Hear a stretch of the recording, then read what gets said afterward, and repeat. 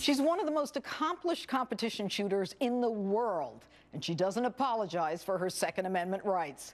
Joining me now is world champion shooter Jessie Duff, who joins us here in New York. Jessie, thanks for being with us. Thank you for having me. Oh, my pleasure. How did you get involved with guns? My dad.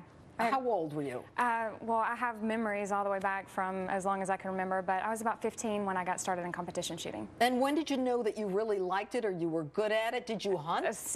I kind of started hunting as soon as I got involved in competition shooting as well, but from the first match I shot, I knew I was hooked, and that's what I wanted to do. I didn't know how I was going to do it, but I knew I'd find a way. But, you know, you're kind of petite, and you are, you know, not what people imagine as, you know, a tough broad with a gun. I mean, was there a part of you that said maybe, you know, I should do something else, or did you always know this was your once I started shooting, I knew that this is what I loved. It was my passion, and it is a male-dominated sport, but I didn't let that stop me. All right, a few questions about when you're in competition. When you compete, and you've competed internationally, yes, do you compete based on the gun, or? Yes, ma'am. There are different divisions based on the gun you're using. Open division would be if you have an optical scope and a compensator. Limited division is iron sights. It just depends on the type of gun you have. But, you know, there's this movement now to try to ban assault rifles. Yes. What do you think, as a woman, forget about your being this champion, this world champion that you are, do you feel you need to have an assault rifle? I feel that first of all, I don't feel that it is an assault rifle. I use a different term for it. What do you call it? It's a competition rifle to me. I use it every day in competition to make a living. So. Some people call it assault weapons. Yes. To me, an assault rifle or weapon is something that goes fully automatic. When you pull the trigger back, it's going to spray bullets.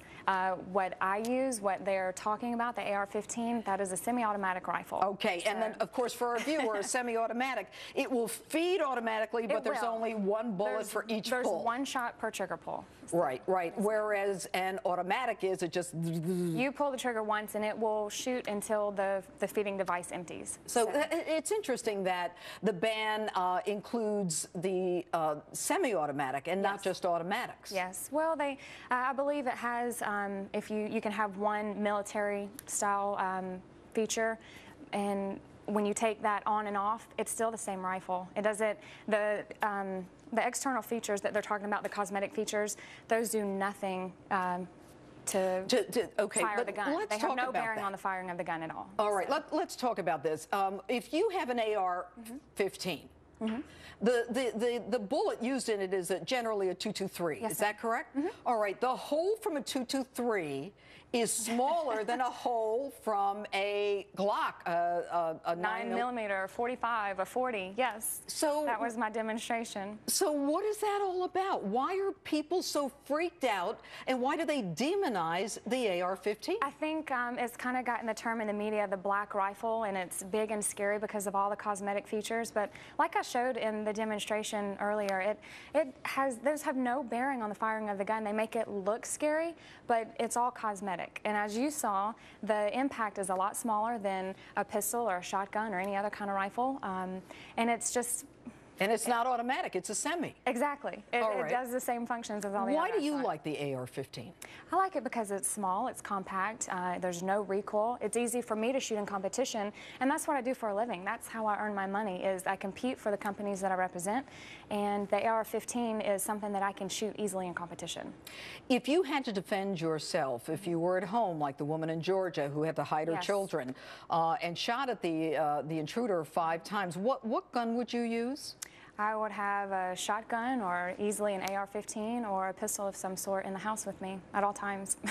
And what do you think now about what the government is doing? Should the government be able to decide whether the type of gun that we have? I don't think so. I believe it's an infringement on our Second Amendment, and that right is there for a reason. It was put there long ago, and I believe that they shouldn't have the ability to determine what gun I have or what gun you have or how many rounds we use. You know what's interesting is a ban on an AR-15. I wonder if they would ban the visual of an AR-15 in Hollywood in the movies. Anyway, Jessie Duff, thanks for being with us. Thank you so much for having me. All right.